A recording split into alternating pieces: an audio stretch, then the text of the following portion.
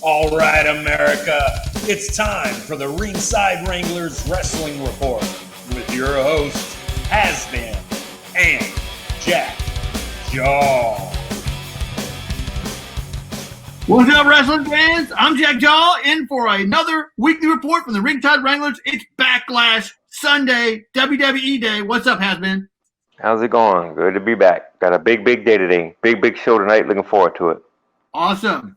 Well, you know what we are. We are the Ringside Wrangler Wrestling Report. I'm Jack Jaw. That's Haz-Bin. We cover the news from the WWE, the AEW, sometimes Impact, sometimes NWA, but we always hit on the independents. We're hoping for the independents to get back going soon. So, to the top of the report, we're going to go WWE Raw style. Leading off the show this Monday night on June the 8th, special day for me. I don't need to tell you why. Charlotte Flair, Osaka come out, and they're going to take on the Iconics, Bayley, Sasha Banks. It gets crazy. Lots of story angles could be going on here. Could go down at Backlash tonight. But Charlotte Flair, they put their differences aside with Osaka. They get the win over the Iconics and Bayley. What's your take on that one, Haz-Bin? I believe that Charlotte Flair did the favor job, if you will.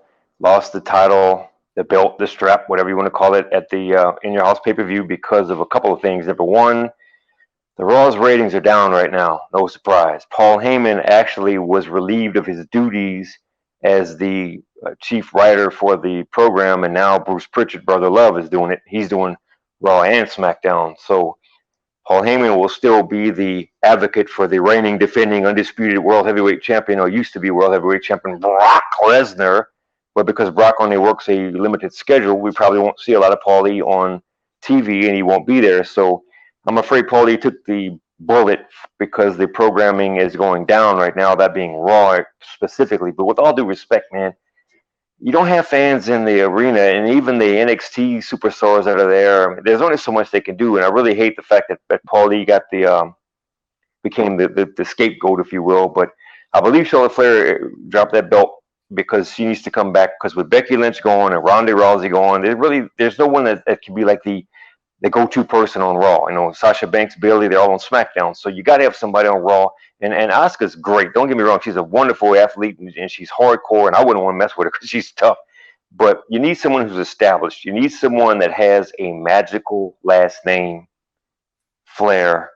So with Charlotte being back, I think was a power move on Raw's part to get her back in there again, because the ratings are down right now. I mean, they're horrible. Everyone knows that.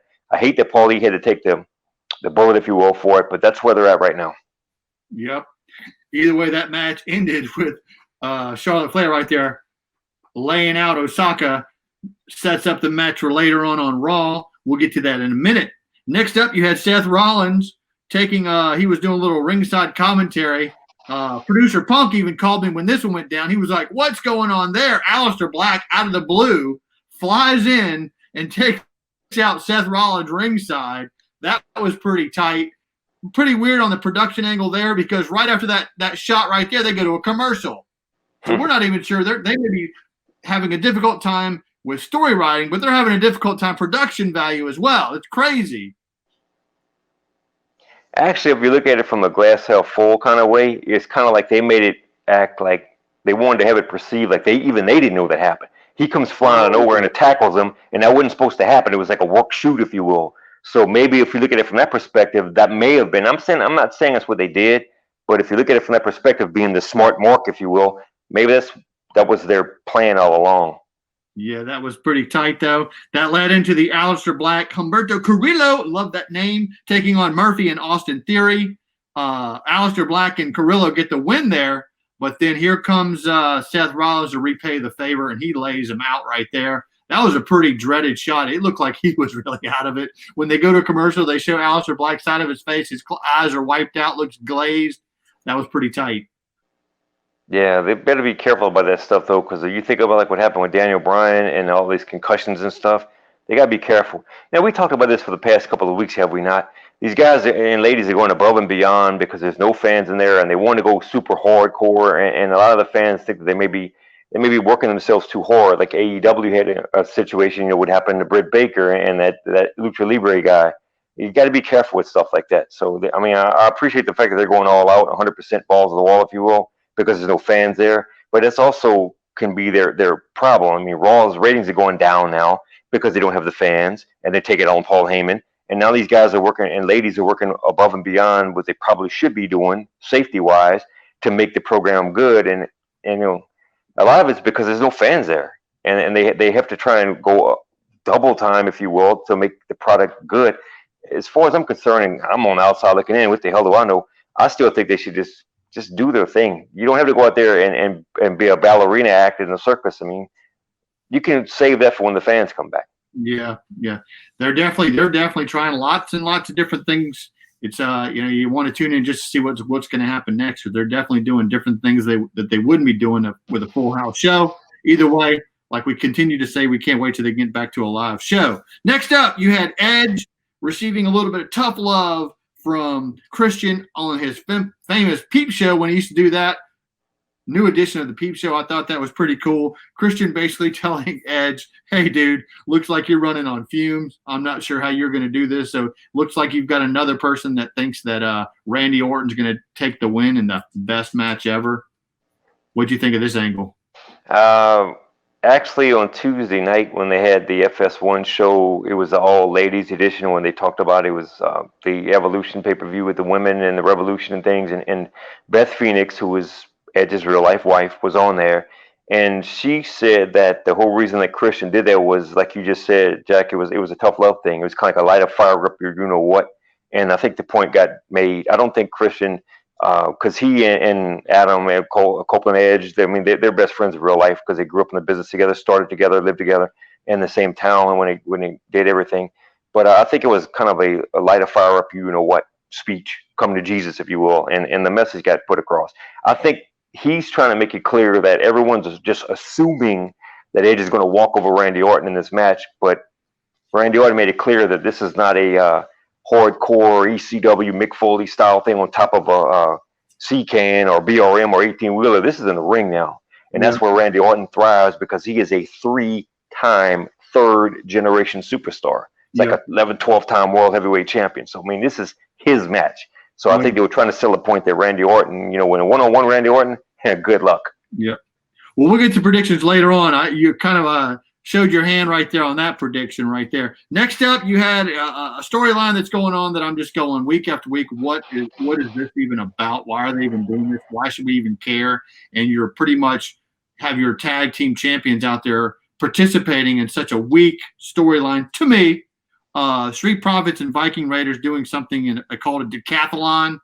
I'm not even sure what the deal was. It ended with them dancing to people's theme music. They were dancing to Shawn Michaels' Sexy Boy music. It's like it was funny for a second, and now it's just straight up normal. You know, right before Nitro pulled the plug for real and officially ended that program, and WCW officially went down the toilet into the septic tank, this is what was happening. And if you're gonna sit here and look in my eyes and tell me with a straight face that Paul Heyman, Paul E. Dangerously, was responsible for writing that, I will tell you with all the guts in my body that you are a no good, sorry, you know what liar. There is no way I'm gonna believe to my deathbed that Paul Heyman wrote that gimmick, wrote that storyline. There ain't no way I'll believe that. No way. Yeah, who knows where that came from? Next up, you had a match to determine who was going to fight for the United States Championship this on Backlash. You had Andrade taking on Kevin Owens and Angel Garza. Andrade gets the win there. So Andrade just getting his immediate rematch with the guy who took the belt from him. So Apollo Crews. Yeah. And again, this is another one, Jack. Apollo Crews won that belt. At first, he was one of the guys that. Where did he go? He's in the doghouse, and all of a sudden he wins the championship. And now he's like, everyone thinks everything's great. Well, I was doing my homework throughout the week, getting information from dirt sheets and other credible sources, and now it looks like Andrade's probably going to get that belt back because he's the sexy Mexican. He's got a very big background. He's Charlotte Flair's real life fiance. So this means a lot for him to get that belt. And if he can get better with his English speaking skills, because he doesn't have a Paul Heyman, which God, if he did, who knows where the guy would go if Paul Heyman could be his mouthpiece, like for Brock Lesnar. Maybe they should do that. But that's the goal, is to have him pretty much take that championship and go on with it. Yeah. Either way, that's going to be another match at Backlash. Next up, you had another person throwing in their 2 cents on the Edge and Orton. You had Kurt Angle out there. He's picking Edge, going against what you said has been. But either way, I like these little angles they're building up with these other guys throwing in their 2 cents of making this match even bigger than they want to make it. Either way, I've never seen this many people give their 2 cents on predicting who the winner will be. So Kurt Angle's got Edge. Who knows? Kurt Angle. Who knows? We'll talk about that in a minute. Everybody picked Edge except for Ric Flair, who picked Randy Orton, and rightfully so, because they were in Evolution, and Flair and Randy Orton's father, Cowboy Bob Orton Jr., had a storied past whenever Flair started wrestling in Minnesota. I mean, it only makes sense that Flair would pick Randy Orton. And honestly, Jack, as much as I think Randy Orton would win the match 1-on-1 physically, watch if Edge doesn't win this thing, just because everyone's going to think he can't win it, so therefore we're going to put him over. Yeah. Well, then where does he go next after that one? That's would be my next question. Next up, you got Drew McIntyre, surprise guest on the MVP show, continuing week after week, this same MVP, Drew McIntyre, Bobby Lashley. Enough already. I hope it's over with after this weekend. Bobby Lashley goes on to team with MVP, and they take out the Viking Raiders, who are doing twofold. I guess it's recorded doing the decathlon with the Street Profits. Then they come back and they do a match, and Bobby Lashley and MVP get the win there. It's just the same old. Next up, main event of the night, built earlier on the night when Charlotte Flair laid out Osaka after the two of them got the victory over the Iconics and Bayley and Sasha. This time, Charlotte Flair gets the win over Osaka, which I don't think she's ever lost to Osaka, but unfortunately it was a non-title match. I don't think she's ever beaten her. I don't think Osaka's ever beat her. She has not ever beaten. Remember, it was Charlotte Flair who actually ended Asuka's reign at WrestleMania. We were doing that whole deal when she won the belt. But you're right. She never has beaten Asuka, and that might be one of the things that they're doing. It's just like one of these deals like The Undertaker at WrestleMania, kind of a streak Shawn Michaels missed at WrestleMania. You know, Charlotte's hard to beat. And again, it's the last time I promise I'll say this. With the women's division going down, with Ronda Rousey out and Becky Lynch becoming a mom, with the exception of Asuka, it's kind of weak right now. I don't mean any disrespect saying that. I'm just telling you from what I've read, digested all the information I've read up this whole week. And that's a big reason why Charlotte Flair is now not being the workhorse with 3-1, working all 3 shows. Now it looks like she's going to concentrate just on Raw, because she left NXT better than she found it when she had that title. She did her purpose going to NXT to make it better. She did so. They gave the belt to the woman who they felt would be able to take over from it, which was great. Now she's got to go to Raw and try and fix that. So she's kind of like the Jill of all trades, if you will. Yep. So that's how Raw ends the week. Osaka laid out from Charlotte Flair. So pretty decent inning, average show, doing the best they can, like we continue to say. Next up on the week, on Wednesday night, you had NXT. We'll just run through what went down there. You had some decent fallout with Karrion Kross reemerging after his big win at the In Your House pay-per-view. We'll talk about that in a minute, what happened. But at the beginning of the show, you had Johnny Gargano, also had a good win at In Your House, teaming with Candice LeRae, and they take out North American champion Keith Lee and Mia Yim. Pretty exciting match there, but whatever. You're shaking your head. What's up with that one? I don't like the fact that Keith Lee's jobbing all of us. I'm sorry that he's losing, doing the favor all of a sudden. I don't like that, man. Keith Lee's he's a diamond in the rough. Yeah, he's a beast. And I think he had a really good showing at the Royal Rumble and things like that, and everybody thought it was some good things for him. I don't like the fact that he's doing the favor like this. He needs to start getting some more championship wins. Well, some more victories, period. He is a champion. He needs more victories, period, on his belt. Yep. Next up, you had the tag team Indy Sheer. Is that how you say it? Indy Sheer. These guys look like Samoan SWAT teams or whatever. They're a beast. I mean, they're in there taking out the talent that comes in, the enhancement talent that comes in week after week. So they lay these two guys out. Look for these guys to make they can make a serious run. at the NXT Tag Champions. I wouldn't surprise me if they jump straight to WWE Raw or SmackDown. Who knows? Pretty impressive win there against some lesser talent. But either way, Finn Balor next up. He takes out Cameron Grimes. Pretty decent match there. Cameron Grimes got the win last week over the big beast he fought. But Finn Balor, great character, great wrestler at NXT. I always look forward to see what's going on with him. Either way. Next up, Dakota. There's Finn Balor's little move where you're whoa, there he goes. I love it. He's got one of the best intros ever, I think. Next up, Dakota Kai. She takes out Casey Catanzaro. Pretty decent match there. Average, I'd guess. And then this doesn't happen often in pro wrestling, but it definitely caught my interest. You had Phantasmo, who won the title last week, coming out to party with this guy. There's your Drake Maverick guy coming out to confront him, put his name in the hat to go for a title match. And then how often you see this? Phantasmo takes his mask off, and now he wants to be called Santos Escobar. Never see that one, but either way, new name, new face, and he's the champion. So I thought it was pretty. I actually tuned in and told people to quiet down so I can watch this piece. So Santos Escobar, there he is. He's your champ. Next up, you had NXT champion Adam Cole, who got the win also at In Your House. He takes out Dexter Lumis, and then here comes Karrion Kross's lady, Scarlett, putting out the time capsule, basically saying Adam Cole is next. And you got to always love when you have two people on the heel side that are going to go against each other. That just, to me, it builds interest. I think I'm pretty excited about the Karrion Kross, Adam Cole angle. What's your take on that one? Well, I hope that lady doesn't try to flirt with Adam Cole, because if she does, Adam Cole's significant other, who would happen to be Dr. Britt Baker, is going to beat the living hell out of her once she gets better. And all the angles. It's crazy. We ought to do a show on nothing but the connections of WWE people with AEW people by marriage or boyfriend, girlfriend. Absolutely. I don't know how they could. It's just crazy. I mean, there's. You got John Moxley and Renee Young, and you've got Peyton Royce and the Perfect 10 Dillinger. I mean, we could go on for days with this stuff, man.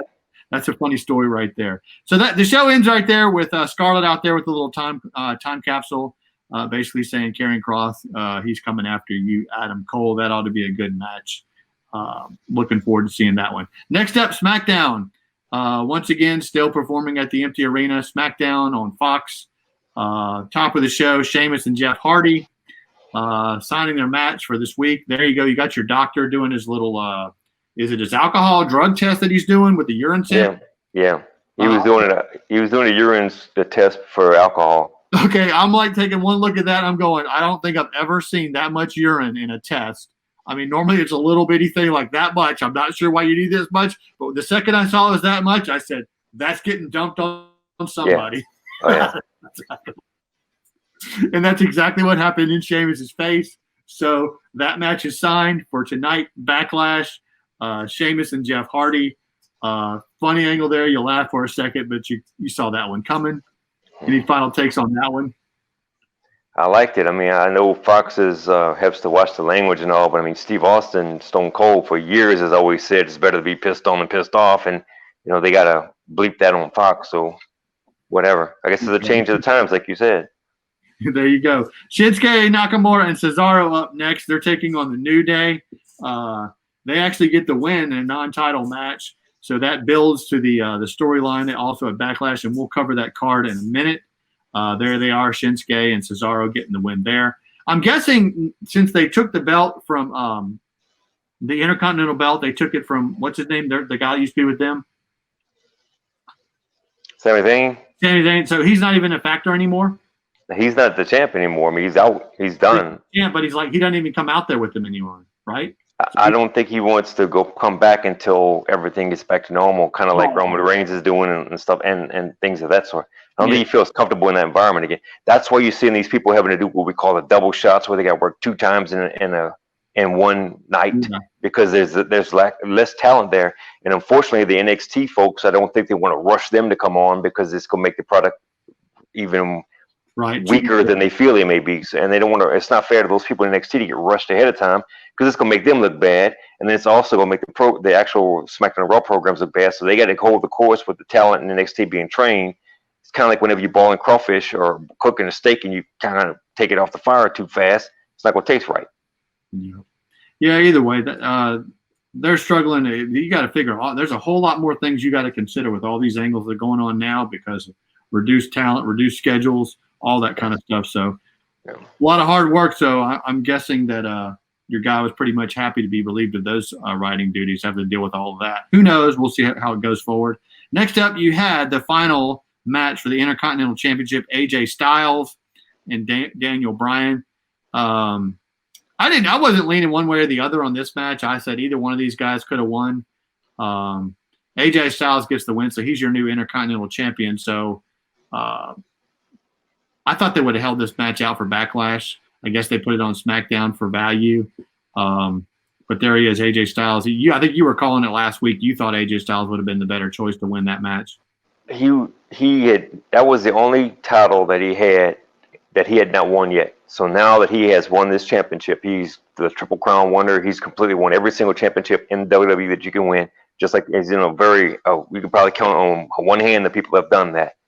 He definitely deserved to win it. It was a good after that Boneyard match he had with The Undertaker. That was kind of like a career rejuvenation for AJ, and for him to win this, I think was because of the fact that he did so well in that match with Undertaker. Undertaker put him over so much after that match was over with, which he very rarely does with his opponents. And when I say put over, I'm talking about, I know he won the match, but I'm talking about like speaking on the internet and on shows. He said that AJ did a phenomenal job and he was a wonderful athlete. So I think WWE saw that, figured it was time for him to get that belt and in that streak of not having the championship.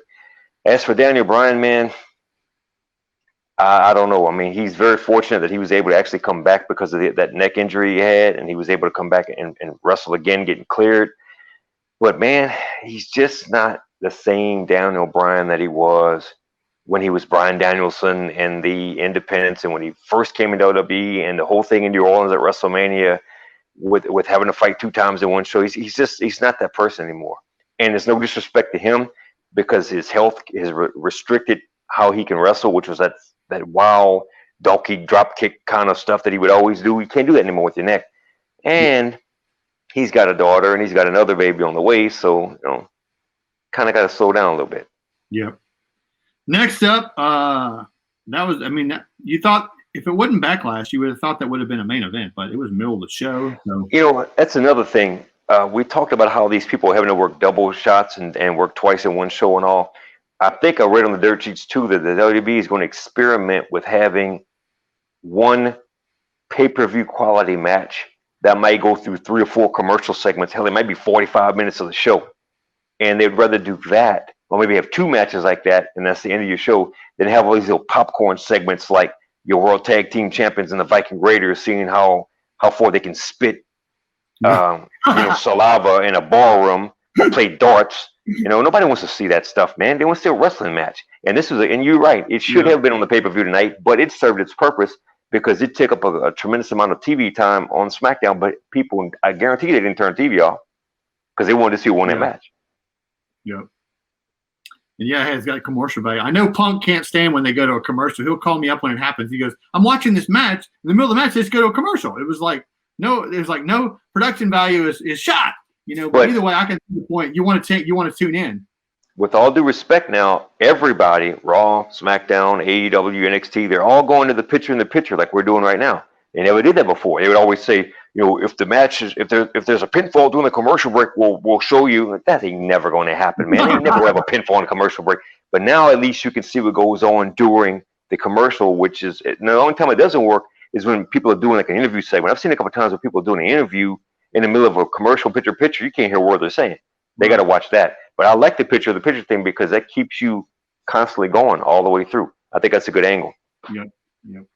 Next up, you had Bayley and Sasha coming out, continuing to build up the potential breakup of that team right there.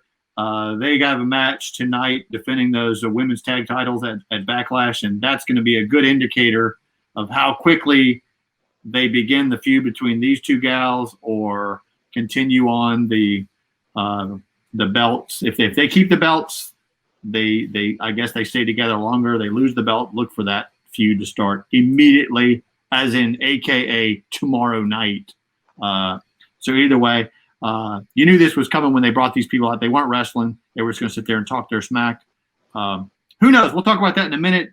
The show ends the night. The show ends with the Heavy Machinery, Braun Strowman taking out Dolph Ziggler, The Miz, John Morrison.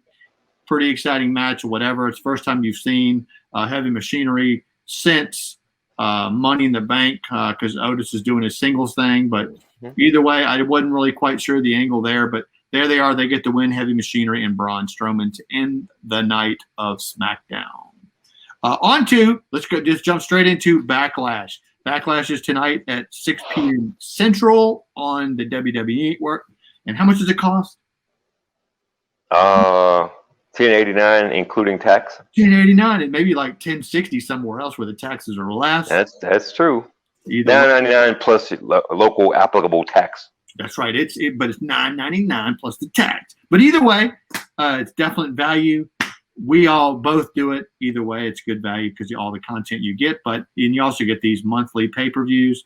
Let's just start at the top of the show. What we're expecting to be the leadoff match: Apollo Crews and Andrade. Andrade, who won the match on SmackDown, on Raw. Excuse me.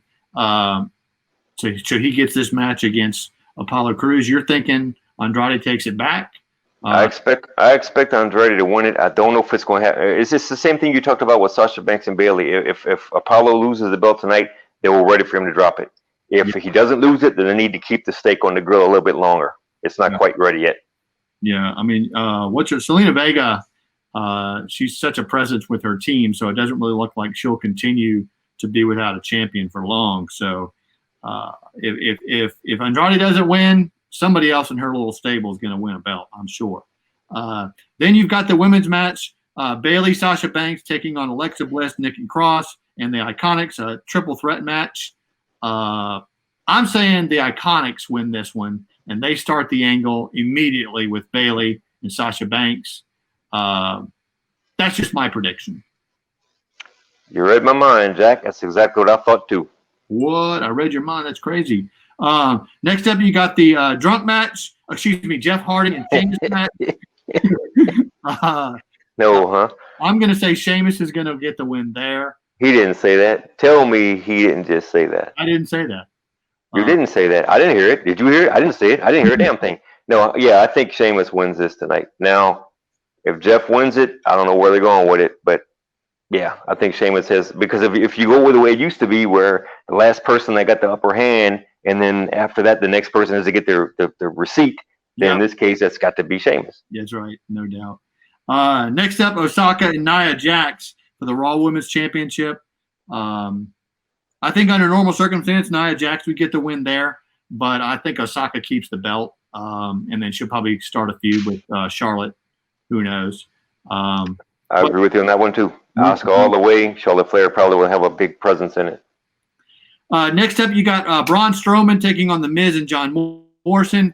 Last time Braun Strowman did a handicap match, it didn't really go too well for him. He lost it to Cesaro Shinsuke. It was 1-on-3 and Sami Zayn, and Sami Zayn ended up the champion. But this time, I'm thinking Braun Strowman would win. But I tell you what, if The Miz were to get the belt again, I used to like his charisma when he was the champion, however long ago that was. So it wouldn't be too upsetting to me if Miz would win it. Morrison, that would be a stretch for him to be the champion. But I'm thinking Braun Strowman keeps the belt this time. I think on the Tuesday night show on FS1, they had a little information like we're doing on our deal here with a crawl on the bottom that said that Braun Strowman has a 53.5% winning rate. In other words, he's won 53.5% of his matches since he's been on WWE in WWE. He's won 53.5% of his matches since he's started WWE. If you go with the statistics, you go with Braun Strowman. Yeah. I could see Morrison and or Miz as world champions. They're both that damn good to me. I could see either one of them winning it, either one of them holding it. Miz has obviously proven it. Morrison's got so much talent in the world, saving fun. He's in much better shape than he ever was before. Had time off to get his mind straight. But I still think Braun Strowman takes it. Yep. Well, we'll see tonight. Next up, Drew McIntyre, Bobby Lashley. Been building up week after week after boring week. I'm still thinking Drew McIntyre. I don't think there's a chance for him to lose the belt until SummerSlam. So I think Drew McIntyre probably gets the win. It wouldn't surprise me if it ended in disqualification, some kind of MVP interference or something like that. But I definitely think Drew McIntyre keeps the belt there. I think in a perfect world, Bobby Lashley should win this match. Because when you think about it, no disrespect to Drew McIntyre, because he has been there for a long time. He paid his dues. He wrestled overseas. He did the whole 3MB garbage gimmick, and man knows he paid his dues so much. So, but man, Bobby Lashley, good grief, man. This dude is a NCAA champion. He's a AAU champion. He was in the Army wrestling for our country. I mean, this dude is a freaking brick house. And in a perfect world, he would be my world champion for a long, long time. But I do believe that McIntyre right now is on a roll, and you don't want to stop that. Yeah, you just said brick house. Every time I hear the word brick house, I immediately think Commodores. Yep, that's just me. Either way, and then the main event of the night: Edge and Randy Orton. All these people chiming in. I'm with you. I'm thinking Randy Orton wins it, just because. Wait, do you not think it's probably going to be Edge? I mean, we all know that one-on-one, the way it goes. Man, Randy Orton in a one-on-one match, I'll take him all day, twice on Sunday, which is today. I'm taking him twice today. But probably Edge is going to win. But I'll tell you what, if you want me to watch the greatest wrestling match ever tonight, I'm going on the network, but I ain't watching this match. I'm going to watch Ricky Steamboat against Savage at WrestleMania, or I'm going to watch Flair and Steamboat at the Clash of Champions, or Starrcade, or Great American Bash, or whatever. This ain't going to be my greatest wrestling match of all time. Sorry. No disrespect, guys. I'm just saying. No disrespect. But either way, one last take on the pay-per-view. Starts at 6. Used to be you could tune in about 7:38 and be okay, but you got to be careful with these nowadays because they're wrapping up pretty quickly because you don't have the fans anymore and they just working through the show. So last week's pay-per-view was over by 8:15ish, so 2.5 hours at the tops. So don't be surprised if it ends early and you miss out if you tune in a little bit later. So something to keep tabs on. Next up, AEW Dynamite Show, continuing to do well in the rankings against their other Wednesday night, but we're looking for them to overtake the overall viewer count of any WWE show. That would be exciting for me, especially this week. They announced Jericho is going to be on commentary. Always good to hear his angles. Continue to like the way they continue to use his talent, whether it's on the mic or in the ring or selling angles or whatever he does. Not too much of a mention of Mike Tyson this week, so maybe that's died down. But who knows? I think Mike Tyson may ultimately work his way back into the storyline there. Exciting point this week, you had FTR, a.k.a. we can say it here. They can't say it there. The Revival, FTR, what they are now, taking on the Butcher and the Blade. Built it up last week with the run-in at the interview. They come out in their FTR comes out in their black truck with all their gear and stuff, and that was pretty exciting. They've renamed their move that they used to have called the Shatter Machine. Now they've named it the Goodnight Express. Yep. Either way, it's crazy how WWE owns the rights to not only wrestler names, but wrestler moves. They can't call it this, can't call it that. Either way, so they're completely rebranding themselves. FTR, their move, the Goodnight Express, they get the win over the Butcher and the Blade. Somewhat of an exciting match, but you had to see it coming. I'll jump to that in a minute. That was something they announced at the beginning of the show. But FTR gets the win over Butcher and Blade. It's coming for the Young Bucks, so they get confronted. There was a sad passing this week. Mr. Wrestling, too, Johnny Walker. I remember him back as a young person. I was probably like 7, 8 years old when I was seeing this guy, and he was just spooky to see. And that was probably the first mask I ever owned going to wrestling events. I had that Mr. Wrestling mask, and it was pretty cool how they sold the Mr. Wrestling angle over the years with different wrestlers or whatever, but Johnny Walker was the original. Mr. Wrestling 2. So any words on that one? You know, we talk about the legacies in wrestling with the Hart family and the Von Erichs and the Freebirds and the Horsemen and the NWO and all this stuff, but you just said it best. Me being Haz-Bin, I'm certainly going to have to earn my name on this comment. The Mr. Wrestling trilogy, 1, 2, and 3, to me, is probably the greatest of all time. Without a doubt, Mr. Wrestling 2, particularly Johnny Walker with that running knee lift, or that's when you would slap the knee and then knock your teeth out of your mouth. He was the best of the three, and it's a shame to see that he passed. It's a shame when anybody passed, but this guy, and the more you see people, and this truly, you hear that word legend so much. This guy truly was a legend, ain't no doubt about it. And when you see legends like this pass away, it's very disheartening because there'll never be people like that. There'll never be a Mr. Wrestling 2 Johnny Walker again. Never. Yeah. It's just not going to happen. God bless his soul. Thought it was weird that AEW mentioned. I don't think WWE mentioned. I'm not sure on that one, but no, they did. They did. But it was a definite piece on AEW. On the AEW show, like I said, FTR gets the win over Butcher and Blade. Looks for them to start feuding with the Young Bucks. That ought to be exciting. Next up, you had Nyla Rose, who's competing. Now, there's the Young Bucks right there. Nyla Rose teaming up with Penelope Ford to take on Chris Statlander and Hikaru Shida, the new women's champ. Nyla Rose and Penelope Ford get the win. Somewhat okay. I just continue to have a problem with Nyla Rose competing at all. I don't know how you want to use her, but I just don't like it in the ring. That's just me. It's one thing to have a large gal, but another thing to have what they have there. Next up, you had a promo for your favorite, Britt Baker. She comes out to give an update on her injury. There she is, a role model. She's probably your favorite female in professional wrestling of all time, I'm guessing. I mean, she's cool, but like I said, I like her a lot because I just like her style and just the way that she looks. But I'm really becoming a big fan of Hikaru Shida. And of course, Asuka and WWE. So those seem to be the three that I like that really can take the women's division.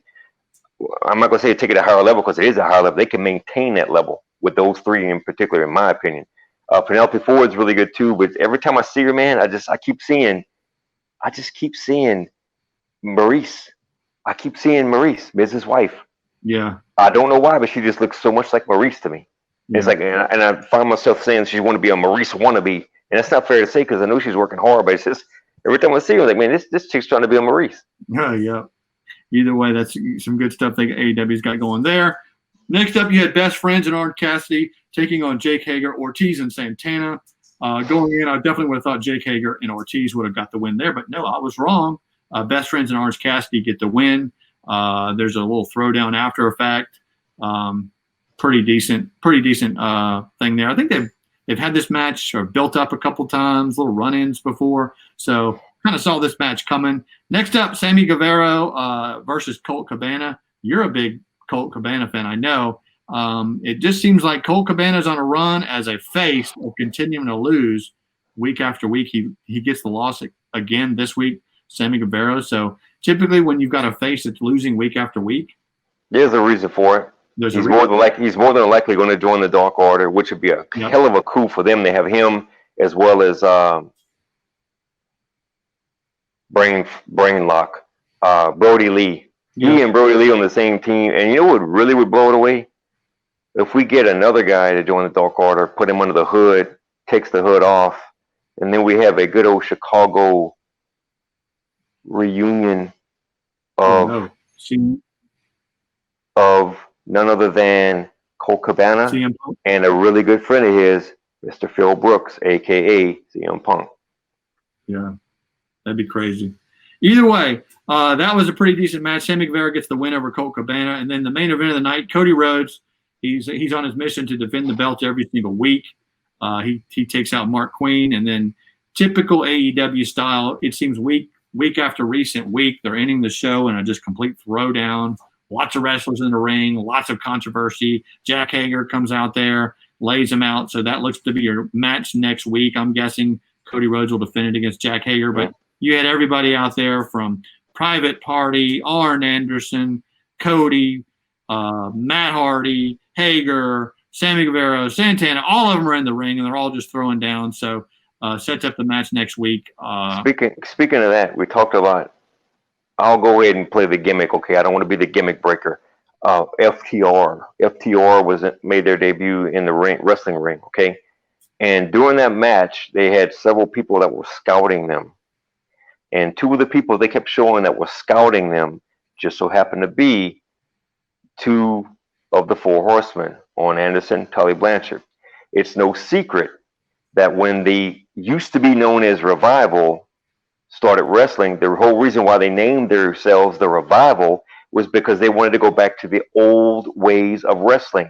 Take a body part, render it useless, cut the ring in half diagonally, keep your team on the other half where you can concentrate with your partner, beat the living hell out of them, and get the win. Well, who did that back in the day? Arn Anderson, Ole Anderson, Gene Anderson, Tully Blanchard.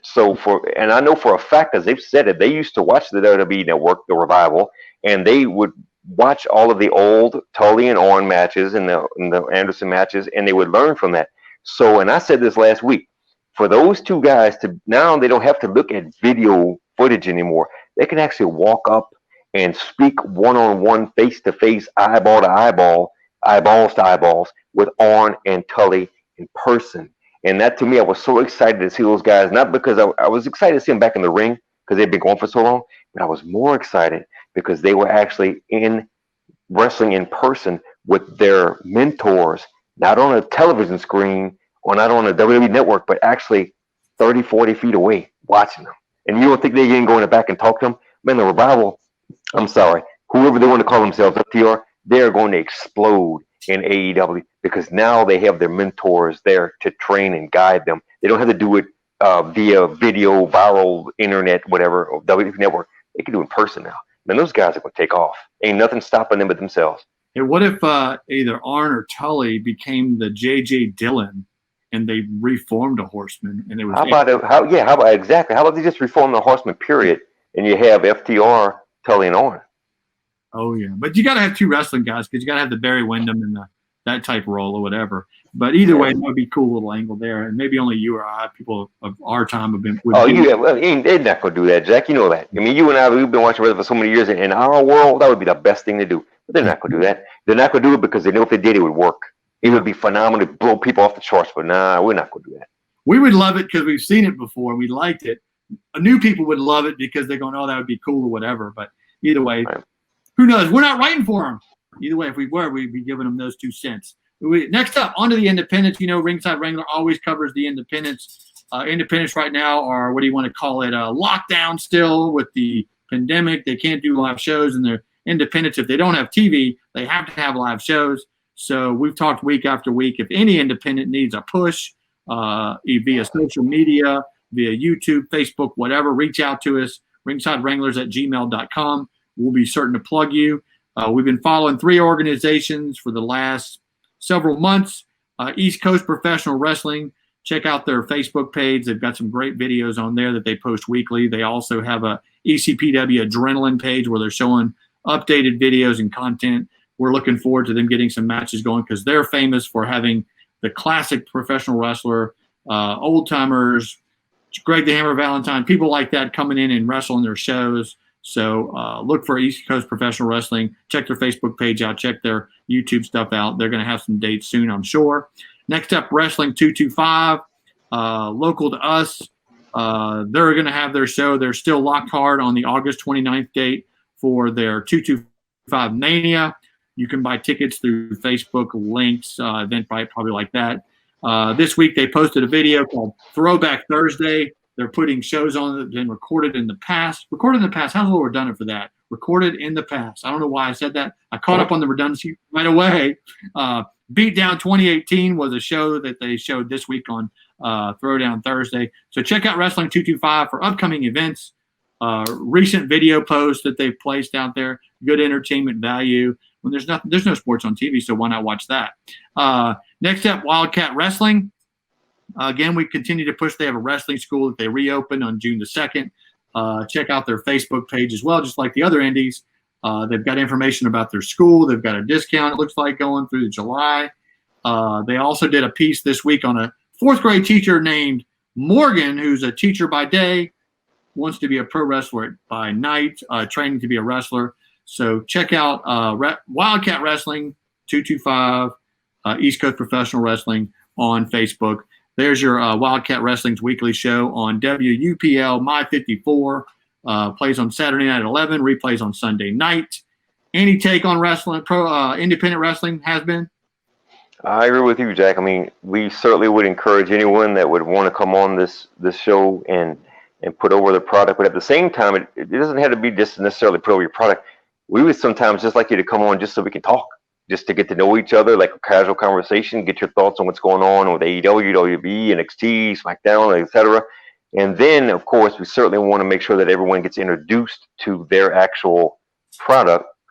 And if they do know about the product, just continue to keep it going, because obviously the worst thing that can happen in the wrestling business is when you're off TV for a while, people forget about you. That's the worst thing. You don't get any TV exposure. You don't get social media exposure. You're long forgotten, which is why people fight so hard to do that. And this was no one's fault. This whole pandemic thing was nobody's fault. Well, we can say it's nobody's fault. That's a CNN Fox News comment on that. We'll leave that one alone. But the bottom line is, in terms of wrestling, it's no one's fault. So we certainly want to help people continue to get their name across. And we'd love just to have a conversation with, and there's just a bunch of wrestling fans talking and giving their thoughts on the current day product, old product, and things of that. Okay, cool. Next up, we started this piece a couple of weeks ago. We call it Performers of the Week. This week's sponsor is DefenseShopper.com. They're offering a special code to anybody that watches Ringside Wranglers.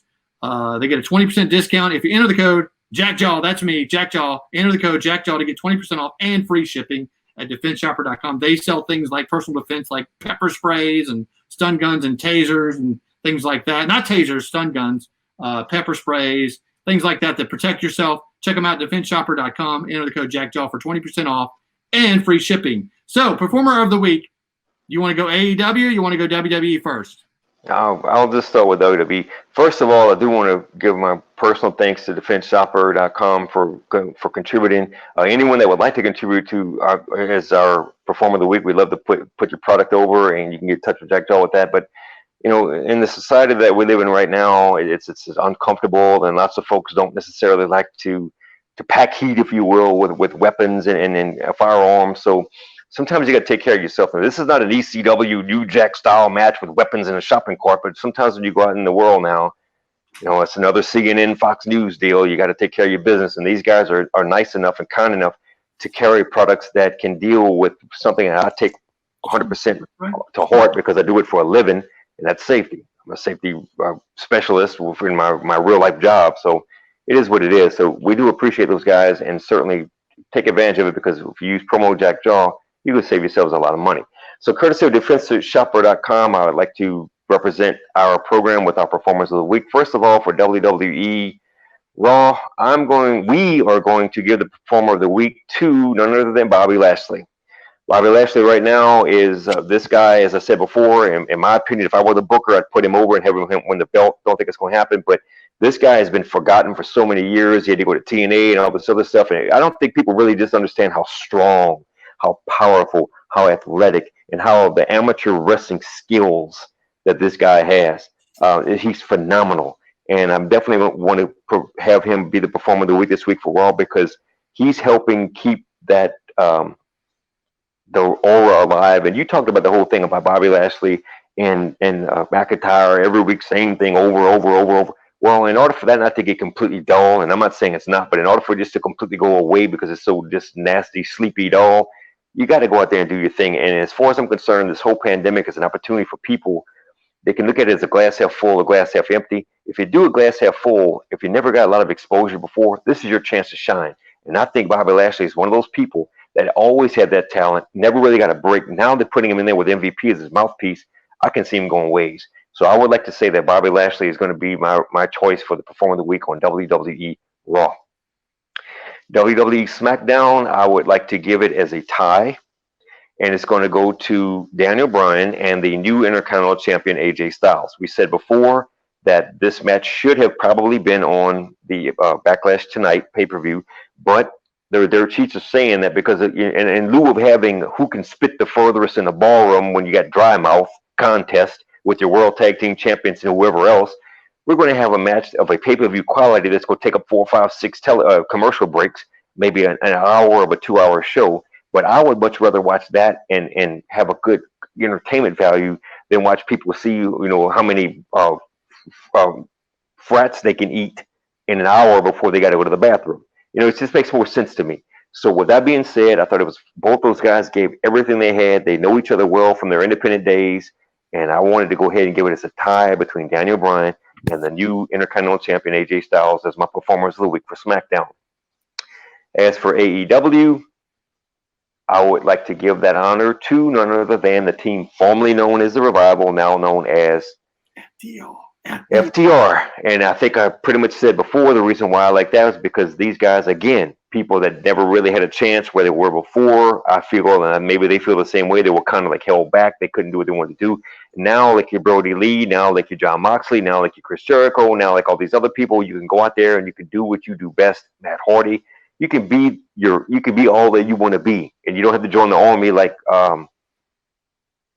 Bobby Lashley did. And again, the army is one of our defense mechanisms here for this country. It's just a wonderful thing. But if joining the service is not for you for whatever reason, you can still be the be all you can be army moniker by going and working like these guys are doing. So I think with Arn Anderson and Tully Blanchard now that they can have absolute access in person to them, there ain't nothing stopping them. So once again, Raw, Bobby Lashley, SmackDown, tie between AJ Styles and AJ Styles and Daniel Bryan. I need to get my notes, as you can tell. I should write this stuff down because I'm not that good on brain anymore because I'm 48 years old. I'm getting old. And as for AEW, I'd like to give it to the FTR. And again, this is brought to you, the Performance of the Week are brought to you this week by DefenseShopper.com. Thank you very much for that. And if you want to be a part of the Performers of the Week, get in contact with Mr. Jack Joe. We'd love to have you on. That's right. Hit me up at ringsidewranglers@gmail.com. That about wraps it up for this week's show. Don't forget, tonight on the WWE Network, you've got Backlash pay-per-view starting at 6 p.m. Central, 7 Eastern. Don't tune in late. Those shows wrap up in 2.5 hours, so don't want you to miss anything. We'll be reporting on the results of that show, as well as what we always cover, AEW, WWE, Independence. We love the Independence. Looking for we'll probably have a new guest next week that we'll hit, and we always cover, like we said, the last few weeks, the performers of the week. Any final word, Haz-Bin? Really, it was a pretty interesting week, and we'll see how this pay-per-view goes tonight. Of course, AEW is going to have that deal that they're going to be doing, which is going to be 2 Wednesdays in a row of pay-per-view style quality matches for free on TNT. So we'll see how that works out. NXT continue to do their thing. Might want to pay extra close attention to Raw, because now with Paul Heyman no longer booking, we're going to have to see whether or not their decision to go with the new writer is going to work out or not. We'll have to see. Yeah, we'll see. Well, I always like when you hear that change went on, you like to tune in just to see how it changes up a little bit, just a little right. Nuances that go about changing or whatever. And when you spot it, you go, ooh, that's a definite change from what you've seen recently. So looking forward. Bruce Pritchard is a phenomenal talent in his own right. I mean, beyond the brother love gimmick, I mean, the guy is a wrestling mind, as is the Bella's father-in-law. He's also in that whole Johnny Ace, that whole deal. I mean, those guys know what they're doing.